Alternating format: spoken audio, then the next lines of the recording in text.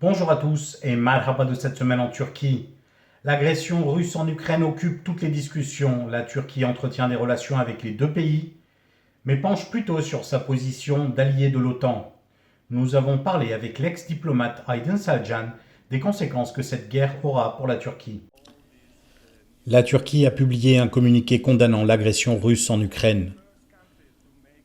Dans sa déclaration écrite, le ministère des Affaires étrangères a dit « Nous trouvons inacceptable et refusons l'opération militaire lancée par la Fédération de Russie à l'encontre de l'Ukraine. Cette agression, outre le fait d'annuler les accords de Minsk, représente une grave menace à la sécurité régionale et mondiale.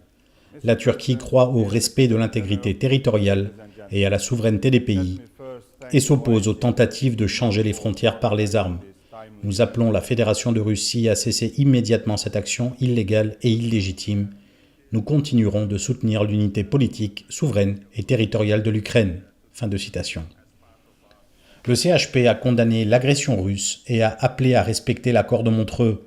Celui-ci permet à la Turquie d'empêcher le passage des navires militaires en temps de guerre. Si la Turquie est membre de l'OTAN, elle a été sanctionnée pour avoir acheté le système de défense russe S-400.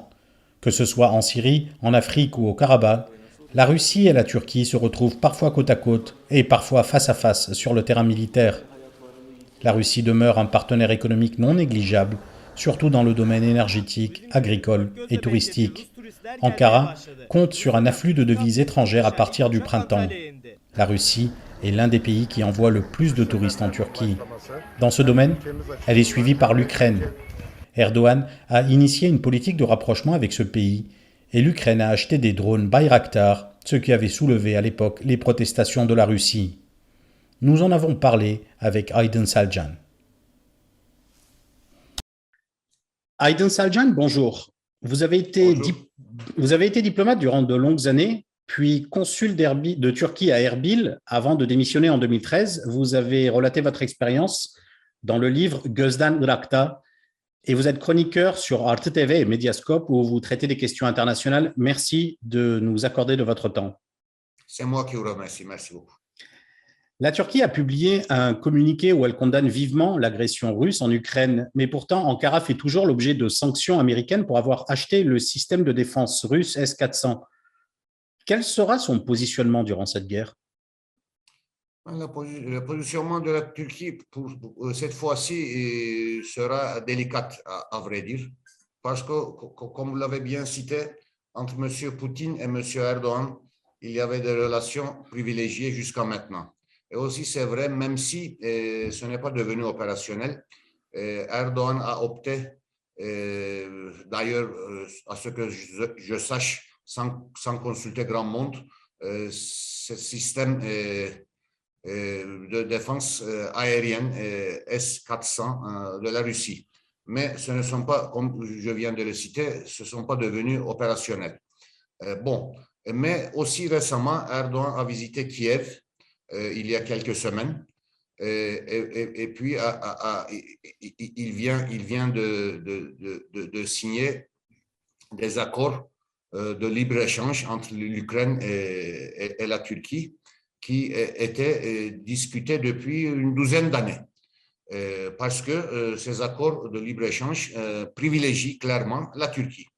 Autrement, la Turquie, lors de cette visite, a aussi signé des accords pour vendre, et ils se sont déjà délivrés à Kiev, des drones armés de la compagnie Bayraktar et a commencé à bâtir deux corvettes de la classe Ada de Turquie. Et aussi, la Turquie est dépendante, pour ce qui est de blé surtout, de l'Ukraine et de la Russie. Et pour le tourisme, le plus grand nombre de touristes, d'abord, vient de la Russie et deuxièmement de l'Ukraine. Et qui plus est, war chest, comme on dit en anglais, je crois qu'on peut traduire ça comme caisse de guerre peut-être, de Turquie est vide. Donc, il n'y a pas les réserves en devises, en dollars surtout, et en euros. Et puis, en or ne représente pas grand-chose, ou bien même rien maintenant en Turquie. Donc, et aussi, la Turquie est un allié de l'OTAN depuis 1952 et, bien entendu, aussi le signataire de la Convention de Montreux de 1936 qui traite des questions des détroits d'Istanbul et de Çanakkale.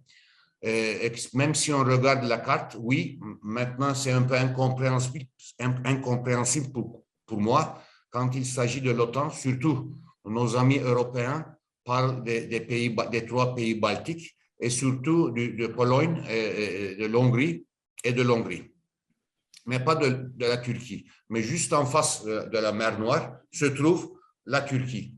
Donc, et si on suit ce que vient de déclarer M. Erdogan lors de son retour précipité de sa tournée africaine, quand il a pris l'avion avec quelques journalistes bien choisis sur le terrain, mais par lui, dans son avion, il un peu regardait vers Bruxelles.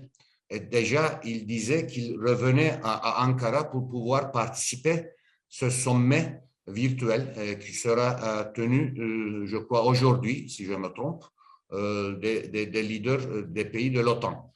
Donc, maintenant, j'espère bien que l'opinion publique en Turquie, maintenant, enfin, comprend bien ce que sert l'OTAN et quelle garantie défensive représente pour la Turquie cette alliance vieille, mais quand même jeune et utile.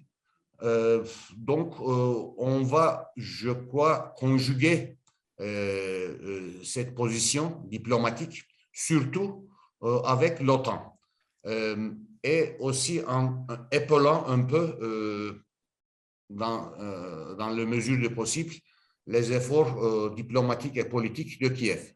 Mais alors, j'ai une question justement par rapport à ça, parce que vous expliquez donc que la Turquie a développé des relations avec l'Ukraine, mais qu'elle avait aussi donc une certaine relation avec l'achat donc de systèmes de défense aérien S-400 avec la Russie.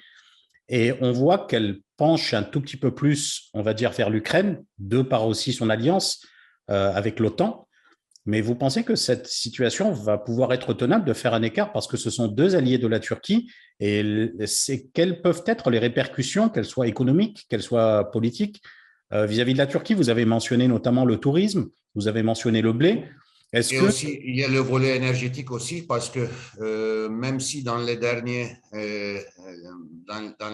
dizaines d'années, la dépendance de la Turquie envers la Russie a descendu jusqu'à 30%, donc la Turquie n'est pas tellement exposée, comme on le croit, à ces vannes russes du gaz naturel. Mais il y a aussi cette interdépendance énergétique entre la Russie et la Turquie. Oui, je dis que, et je répète que la Turquie, à ce que je comprends, va essayer de conjuguer sa position avec Bruxelles, avec l'OTAN, d'accord, c'est compréhensible, mais je n'ai pas aussi dit que ça serait tellement facile. Ça va être difficile, bien sûr. Mais ça peut être aussi utile pour la Turquie. Si on veut, on peut débarrasser une fois pour toutes de ces systèmes de défense aérienne S-400. Et puis, on peut essayer de repositionner la Turquie parce qu'il y a aussi cette discussion de stratégie, de l'autonomie stratégique de l'Europe. Et quand on dit l'Europe, en Europe, ou bien surtout à Paris, on comprend l'Union européenne. Et la Turquie est un candidat, mais n'est pas membre de l'UE. Mais si on peut, peut-être ça peut paraître comme une fantaisie maintenant, mais cette invasion russe de l'Ukraine aussi fait penser peut-être maintenant les pays européens et non seulement les pays membres de l'UE, parce que je pense aussi à la Grande-Bretagne, qu'on peut peut-être d'abord commencer par marier l'Union européenne avec l'OTAN et peut-être plus tard, on peut aussi penser à un mariage certain entre l'OTAN, l'Europe et Quad, c'est-à-dire l'Inde, Australie, ou bien ce fameux AUKUS qui a tant énervé les Français entre l'Australie, Bretagne et l'US. Donc, on peut penser à une stratégie globale pour peut-être contrer et la Chine et la Russie en même temps. Donc, ça peut aussi ouvrir, si on joue les cartes avec un peu d'habileté diplomatique, un certain champ de manœuvre pour Ankara. Et par rapport à l'OTAN, justement, pour y revenir, il y a quelques mois, le président Macron avait déclaré que l'OTAN était en état de mort cérébrale en visant Ankara. Et Erdogan avait répondu que c'était plutôt Macron qui était en état de mort cérébrale. Donc il y a eu des mots particulièrement durs qui ont été, après un moment, on va dire, mis en sourdine. Est-ce que vous pensez que les critiques européennes sur la politique répressive d'Erdogan vont-elles se réduire durant cette guerre? Est-ce que vous pensez que Erdogan lui-même, là je parle vraiment de l'homme politique et non pas du pays en général ou du pays qu'il représente, est-ce que vous pensez qu'il va profiter personnellement de cette situation, de la situation de pivot qu'occupe la Turquie actuellement dans cette guerre? Comme vous le savez, vous êtes en France, il y aura les élections présidentielles en France au mois d'avril. Et puis en Turquie aussi, il y aura des élections présidentielles l'année prochaine. Donc déjà, Erdogan peut-être depuis une vingtaine d'années étant toujours dans cette mode de campagne électorale, mais quand même, à vrai dire, maintenant, tout le monde est en campagne électorale. Si ça va être profitable pour M. Erdogan personnellement du point de vue politique, ça, je ne le sais pas et je ne le crois pas. Mais d'autre part, en parallèle de ce que nous discutons maintenant avec vous ici, je pense aussi que c'est déjà le temps maintenant pour renouer et réinvigorer peut-être les relations franco-turques. Ce sont deux puissances méditerranéennes.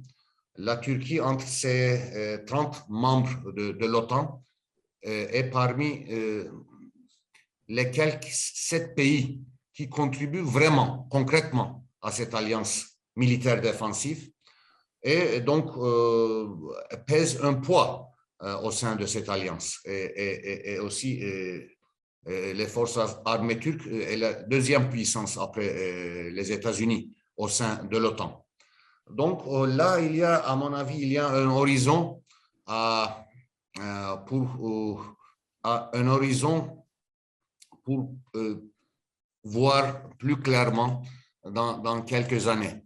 Ça peut être utile pour ces deux pays de commencer à penser ensemble à un futur européen de la Turquie, non seulement au sein de l'OTAN, mais dans ce que comme je viens de dire, je ne sais pas si le bon mot, mais c'est possible, mariage entre l'OTAN et l'Union européenne. Parce que cette stratégie, cette autonomie stratégique que cite M. Macron toujours, vient avec une facture bien élevée. Donc, on ne peut pas en même temps faire l'allocution d'une certaine force militaire pour l'OTAN et une autre pour pouvoir accéder à une autonomie stratégique. Donc là, il y a à mon avis, on peut découvrir cet horizon commun peut-être non seulement avec la France, mais aussi avec l'Espagne, la Grèce, l'Italie. Donc je pense à ce volet possible méditerranéen de l'Europe. Et s'il y aura un changement qui va aussi, qui voudra dire à un changement envers la démocratie après les élections de 2023 en Turquie. Donc, avec cette Turquie future qui sera démocratique, qui sera une république vraiment démocratique, il sera plus facile peut-être de ces pays européens comme l'Allemagne et la France de pouvoir travailler ensemble et penser ensemble à un futur commun, surtout dans ce domaine de la défense. Parce que malheureusement, lorsque nous parlons maintenant, l'invasion continue. Et à mon avis, ce qu'on va voir dans quelques jours, voire dans quelques semaines, on aura deux Ukraines, peut-être. Une Ukraine de l'Ouest, avec peut-être Lviv, Franco-Ivanivsk et Tchernivski, c'est-à-dire cette partie ouest de l'Ukraine qui appartenait à l'Empire d'Autriche-Hongrois à l'époque, et de l'autre partie, une Ukraine qui fera à part entière sous le joug, qui sera à part entière sous le joug de cet empire russe. Donc, avec ce futur qui va aussi peut-être déliner, qui va un peu, qui ébauche une sorte d'une guerre froide, d'une deuxième guerre froide, l'utilité de la Turquie va agrandir à mon avis. Et justement, par rapport aux changements que vous avez évoqués tout à l'heure et par rapport aux nouvelles perspectives qui vont s'ouvrir, on note que la Turquie tente depuis plusieurs mois déjà un changement de cap de sa politique internationale, de la politique internationale menée par le pouvoir de l'AKP, parce que le pays s'était retrouvé clairement isolé à un moment donné. Mais là, donc, ce changement de cap avec les Émirats arabes unis, avec Israël, avec l'Égypte, avec l'Arménie, ces tentatives de changement, est-ce que vous pensez que ça a commencé à porter ses fruits? Oui, je crois, parce que M. Erdogan vient de visiter les Émirats. Je crois que c'était la semaine dernière. Oui, la semaine dernière. Et puis, le président d'Israël, M. Herzog, va visiter Ankara bientôt. Entre l'Arménie et la Turquie, donc les choses s'arrangent. D'ailleurs, c'est la plus facile. Avec l'Égypte, ça marche plus lentement, mais quand même, ça avance. Il y a la question de la Syrie, bien entendu. Mais quand même, donc, je crois que déjà, ça porte ses fruits, même avec l'Arabie saoudite. La raison, peut-être, ce n'est pas l'isolation diplomatique, mais surtout cette caisse vide, cette caisse de guerre qui est vide, que je venais de citer, juste quand on discutait d'autres questions. Donc, si on aussi apporte maintenant un certain soutien européen qui ira au-delà de cette question de migration irrégulière, d'immigration irrégulière. Donc, ça peut être bénéfique et pour la Turquie et pour l'Europe, à mon avis. Aydin Selcan, merci beaucoup de nous avoir accordé de votre temps. C'est moi qui vous remercie. Merci. Un Conseil de sécurité nationale qui s'est tenu il y a 25 ans de cela continue d'être le sujet de diverses campagnes politiques. Il s'agit du fameux 28 février 1997. Ce lundi prochain, soit le 28 février 2022, le CHP va dévoiler aux côtés de 5 autres partis une ébauche du système parlementaire qu'il compte proposer aux électeurs. Les responsables de 6 partis d'opposition emmenés par le CHP vont publier le 28 février prochain le résultat de leurs travaux, une ébauche d'un système parlementaire renforcé. La date choisie est symbolique et fait partie des thèmes qu'Erdogan utilise depuis 25 ans.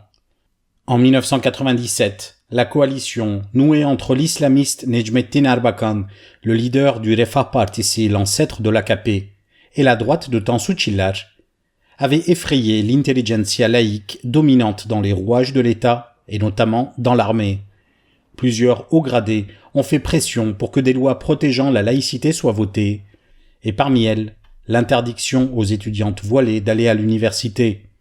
Ces mesures, regroupées dans un mémorandum, ont été soumises le 28 février 1997 lors d'un Conseil de sécurité nationale à la signature du premier ministre islamiste de l'époque, Necmettin Erbakan. Contraint par les militaires de signer ces mesures pour éviter un coup d'État, Erbakan a dû démissionner quelques mois plus tard. Depuis ce temps-là, ce qui est appelé le coup d'État du 28 février est devenu un mythe exploité par Erdogan pour symboliser l'oppression que feraient vivre les laïcs aux croyants. Mais après 25 ans, le mythe a aussi du plomb dans l'aile. Dans un pays où la moindre contestation, venant de femmes voilées ou pas, est réprimée, et les discriminations visant ces femmes inexistantes, le thème mobilise moins.